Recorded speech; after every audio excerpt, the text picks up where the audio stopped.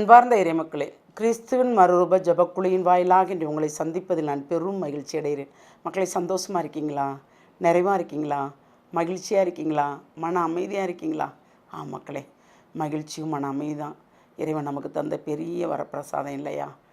ஆமாம், ஒவ்வொரு நாளும் இறைவா உமக்கு நன்றி. ஏனென்றால் இன்று அதிகாலையில் என்னை நீர் தட்டி எழுப்பினீர், எனக்கு புத்துணர்ச்சி தந்தீர், உம்மோடு உறவாடுவதற்குண்டான வல்லமை தந்தீர், வலிமையை தந்தீர். ஆண்டவரே, நான் பேசுவதை நீர் செவி கொடுத்து கேட்டீரே என்று நாம் சொல்லும்போது எல்லாமே நிறைவாக இருக்கும்.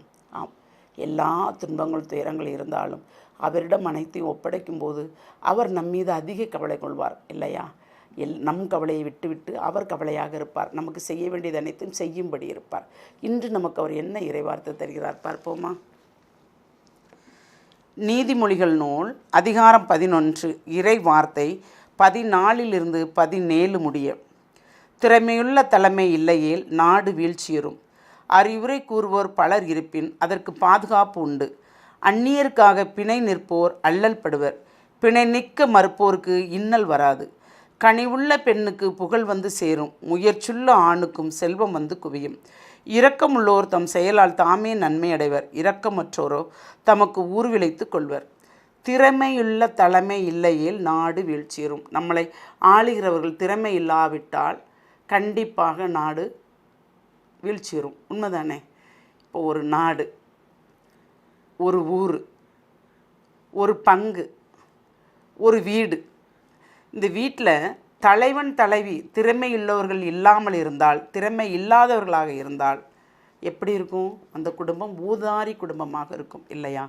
திறமையோடு தலைவன் ஊதாரியாக இருந்தாலோ தலைவி ஊதாரியாக இல்லாமலோ குடும்பத்தை நடத்த வேண்டும் என்றால் ஒருவர் இருந்தாலே அதை நடத்திவிடலாம். மற்றவருக்கு அதை எடுத்து கூறி அதை திறம்பட செய்யலாம் இல்லையா?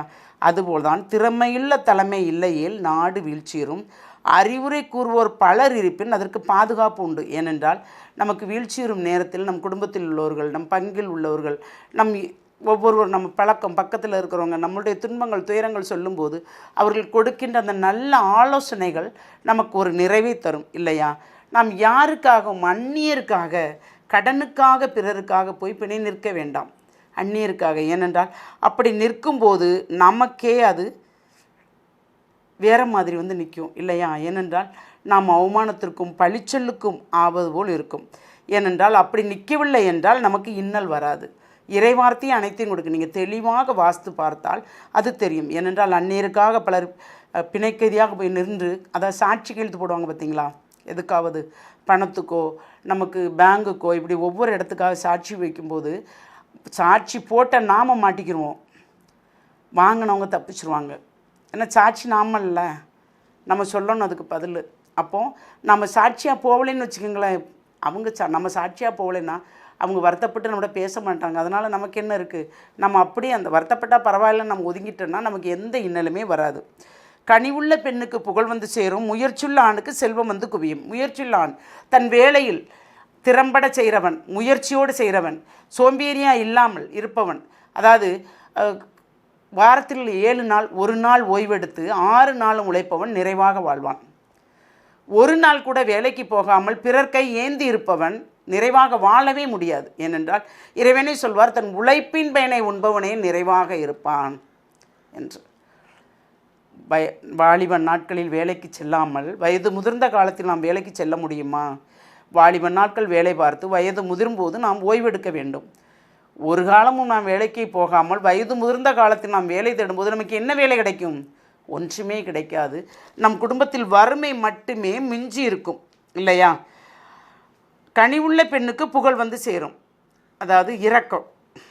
நமக்கு ஒருத்தருக்கு கொடுக்க வேண்டும், அவர்கள் கஷ்டப்படுகிறார்கள், துன்பப்படுகிறார்கள், துயரப்படுகிறார்கள், வேதனைப்படுகிறார்கள்.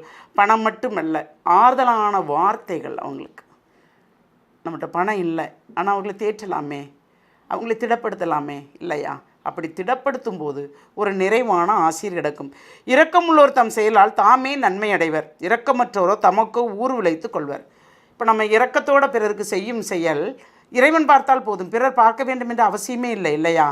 இறைவன் பார்க்கும்போது அது எல்லாமே நமக்கு நன்மையாக நடக்கும்.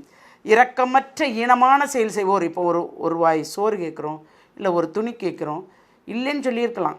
அது அவங்கள கொடுமையான வார்த்தைகள் பேசி கடுமையாக அவங்கள கண்டிக்கும் போது கண்டிப்பாக அதில் நன்மையே இருக்காது. அதற்கு அவங்களே இறைவனிடமிருந்து கைமாறு பெற்றுக்கொள்வார்கள் இல்லையா? ஏனென்றால் கேட்டவர்கள் எந்த நிலையில் கேட்டார்கள் என்பது இறைவனுக்கு மட்டும்தானே தெரியும். நமக்கு தெரியுமா? தெரியாது. இருக்கு இல்லை என்ற ஒரு சொல்லோடு நாம் முடிக்கும்போது எல்லாமே நன்மையாக நடக்கும். அதான் நமக்கு இறைவார்த்தை கொடுப்பது இல்லையா? அப்போ நாம் எந்த நிலையில் இருக்கிறோம்? கனி உள்ளவர்களாக, இரக்கம் உள்ளவர்களாக, திறமை உள்ளவர்களாக நாம் இருக்கிறோமா? நம்பிக்கைக்குரியவர்களாக இருக்கிறோமா? சிந்திப்போமா? எல்லாம் வல்ல இறைவா, ஒவ்வொரு வார்த்தையிலும் ஒவ்வொரு விதமான புதுவிதமான அர்த்தத்தை கொடுத்து எங்களை ஊக்குவிக்கின்ற தேவன் நீர் ஒருவர் மட்டும்தான். ஆமாண்டவரே, நீரே எங்களுக்கு எல்லாமே என்று நாங்கள் நினைத்து அனைத்தையும் உம்முடைய ஒப்படைக்கிறோம்ப்பா. நீர் அனைத்துக்குமாக மேலாக இருந்து எங்கள் குடும்பங்களை நீர் வழிநடத்துகிற அந்த கிருபைக்கு நன்றி. எது தேவை என்பது உமக்கு தெரியும் ஆண்டவரே. பிள்ளைகள் ஆமாண்டவரை படித்து முடித்து கல்லூரி வாசலில் ஆமாண்டவரை காலெடுத்து வைக்கிறார்கள். அவர்களுக்கு ஒரு நிலையான அவர்கள் நினைத்ததை கிடைக்கும்படி ஆசீர்வதிக்க வேண்டும்.